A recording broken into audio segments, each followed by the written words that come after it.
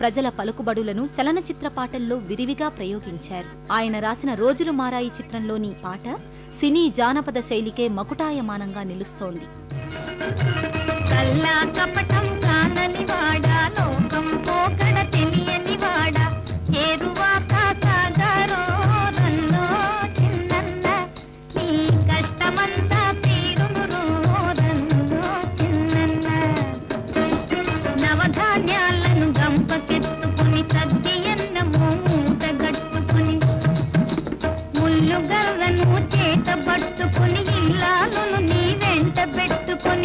ఏరువాక సాగరో రన్నో చిన్నన్న నీ కష్టమంతా తీరును రన్నో చిన్నన్న. పడమట దిక్కున వరద గుడేసే ఉరుముల మెరుపుల వానలు గురిసే వాగుల వంకలు ఉరవడి చేసే ఎండిన బీళ్ళు ఈ గుళ్ళు వేసే ఏరువాక సాగరో రన్నో చిన్నన్న నీ కష్టమంతా తీరును రన్నో చిన్నన్న. కోటేరును సరి దూకి పన్నుకో ఎలపటదా పట ఎండ్ల డోలుకో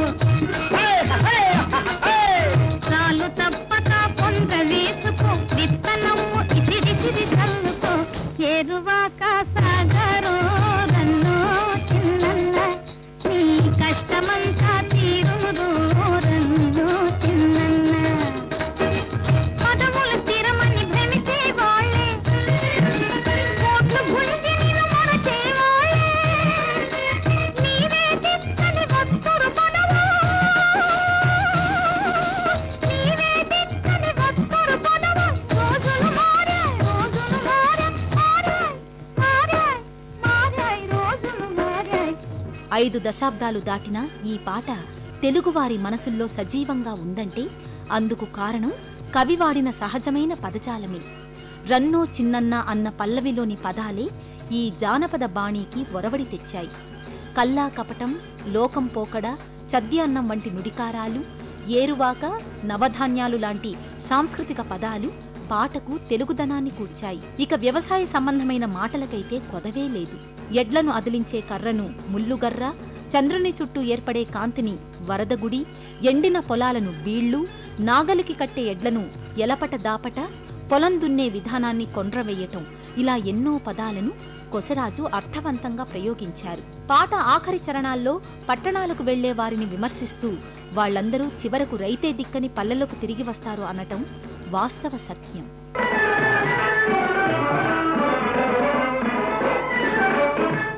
వేటూరి తెలుగు సినిమా పాటల విహారీ.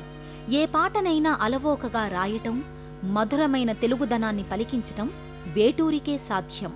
పాత్రను, సందర్భాన్ని దృష్టిలో ఉంచుకుని వేటూరి రాసిన అద్భుతమైన పాట మేఘ సందేశం చిత్రంలోని ఆకాశ దేశాన ఆషాఢ మాసాన మెరిసేటి ఓ మేఘమా. ఆకాశ దేశాన ఆషాఢ మాసాన మెరిసేటి ఓ మేఘమా, మెరిసేటి ఓ మేఘమా. విరహమో దాహమో విడలేని మోహమో వినిపించు నా చెలికి మేఘ సందేశం, మేఘ సందేశం.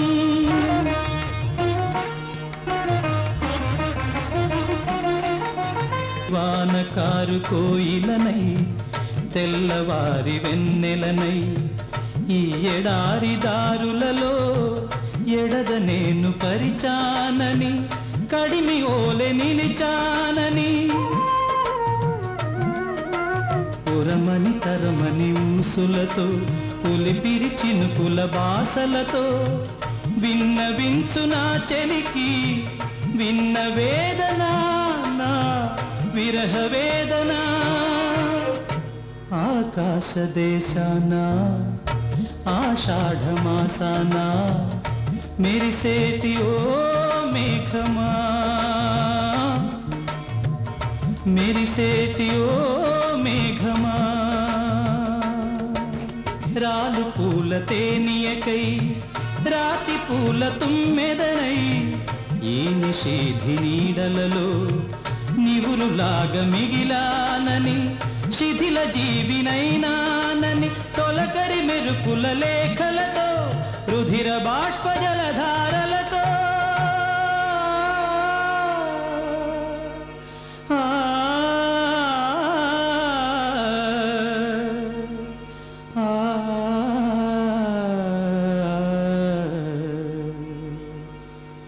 విన్నవించు నా చెలికి మనోవేదన మరణయాతన. చిత్రంలో నాయకుడు కవి.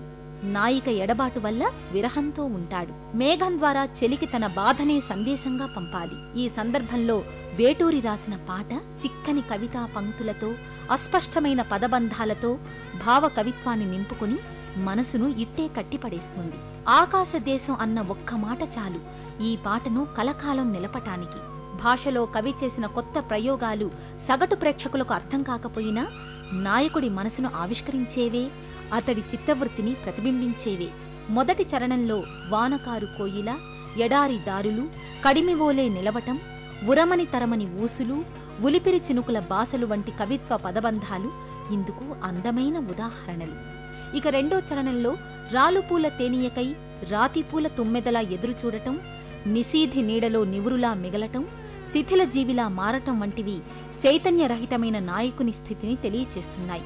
తొలకరి మెరుపుల లేఖలు, రుధిర బాష్పజల ధారలు మేఘానికి నాయకుని బాధను ఆపాదించి కవి చేసిన అద్భుతమైన కవిత్వాభివ్యక్తులు. మనోవేదననే మరణయాతనంగా చెలికి విన్నవించాలని చెప్పటం వేటూరి ప్రతిభకు మరో తార్కాణం. కడిమి అంటే నీపవృక్షమని, నివురు అంటే బూడిద అనే అర్థాలున్నాయి. విరహము, దాహము, మోహము, ఊసులు, బాసలు, లేఖలు, ధారలు లాంటివి పదలయ్యతో పాటని జనరంజకం చేశాయి. తెలుగు వెలుగులో మరో చిన్న విరామం.